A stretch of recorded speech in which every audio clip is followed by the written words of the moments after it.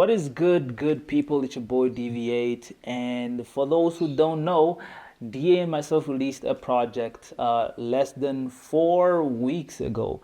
So yeah, it's almost a month, and yeah, I decided to make this video just so that we can have a little bit of a deep dive into the project, how it was in the beginning, breaking down each and every song, as well as, what is going to happen in the future.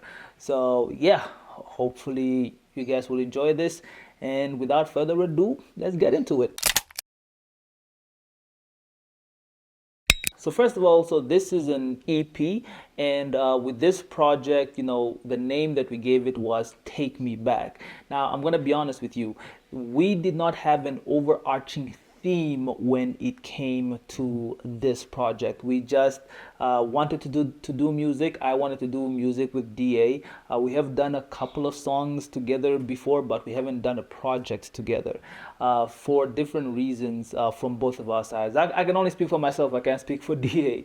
But for myself, I wanted to get back into doing music, this year, the year 2025. So I thought it would be best for me to get into the industry with the help of somebody else.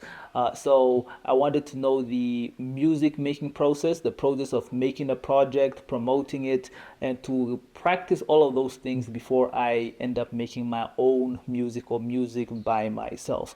And I thought that the best person to do that, and the person that was closest to me that could do that, was DA. So I approached him. He was on board. He didn't even hesitate. In fact, he was the one who was pushing for us to work extremely fast for the project to come out. So yeah, shout out to DA for that. So the creative process was one that was quite interesting, at least for me. It was the first time that I used the process called punching in. So usually the way that people do music, or at least the way that I do music, is either they write their songs first and then they put a melody and all the instrumentals on top of it, or the other way around. They get the instrumental and then they write on top of the instrumental. That's the way that I prefer doing music. Now, punching in is where this sometimes happens simultaneously, and there is little to no writing in this. I did it a little bit for this project, and it was a style that I didn't appreciate, or that I very heavily critiqued, until I saw it in action and I got to appreciate this process into writing lyrics. And I'll pretty much break it down a little bit more when we break down song for song. Where did we record? So we recorded everything at Glow's studio. Glow is a producer that has been producing for years. I still remember back in the day when I was in Oshakati, and watching Glow on TV. He's appeared in a couple of music videos. So when I got the chance to work with him, I was very excited, and also a little bit not, I don't want to say concerned, but just was in a place where I didn't know what kind of producer he would be, because I have met certain producers who, they can be a little bit egotistical. Sometimes they're just there to collect a paycheck and hit the record button. But working with Glow was really fantastic, because he, one, allowed you to express your ideas and was trying to give you the best project possible, because his name is attached to it. And also, he would always suggest and say, hey, let me add this, and let's try this, let's record this, and just have it just in case we would want to add it in or later. So he was a very, very good person to work with. I would recommend all artists to go and work with Glow. If you're looking for quality and great service, Glow is the person to work with. And when he works with you, he is, working with you. He's not distracted. I know that, sometimes I'll try to call him, but he's working with another artist and he's pretty much unreachable. And I expect that he was doing the same thing for me, because we did not see him like on his phone and taking in calls and whatnot, because he was strictly just working on music with us. So that's a whole big reason why I recommend people to work with Glow. So when you look at collaborations going in, I told the DA that I do not want to work with secular artists. Basically, I did not want any artists that were not gospel or Christian artists to be on the project for two reasons. One, I have a very strong personal stance that if the person is not Christian, I don't want them to make Christian music. Basically, because I don't want my very small fan base to assume that this person is Christian and then go on to listen to their music. So I like that line to be drawn very hard in the sand, because that is a very strong line that they are drawing for themselves. So I would do secular music, basically music that is not specifically Christian, with non-Christian artists.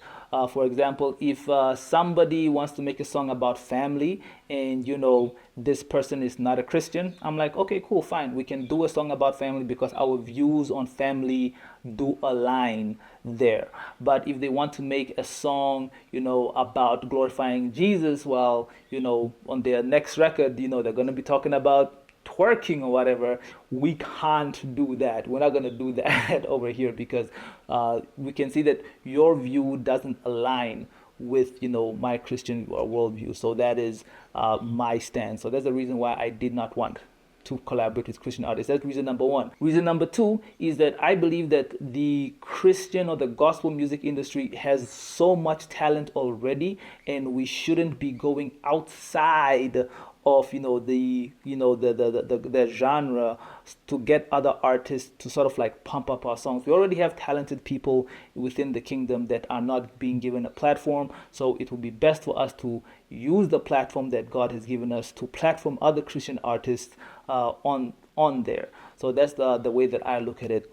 And bonus reason number three, which is probably the biggest one, is that I want all the glory to go to God with the music that I do. So collaborating with a non-Christian artist who can even sometimes be relatively bigger, it can look like, hey, the only reason why this song became big, the only reason why your album or your EP became very successful is because you collaborated with this person.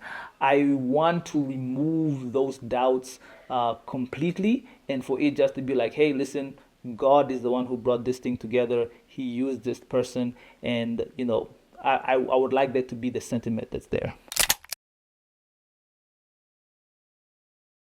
So like with any, project that you do with anybody, there are going to be challenges. And I think the biggest thing was just personality challenges.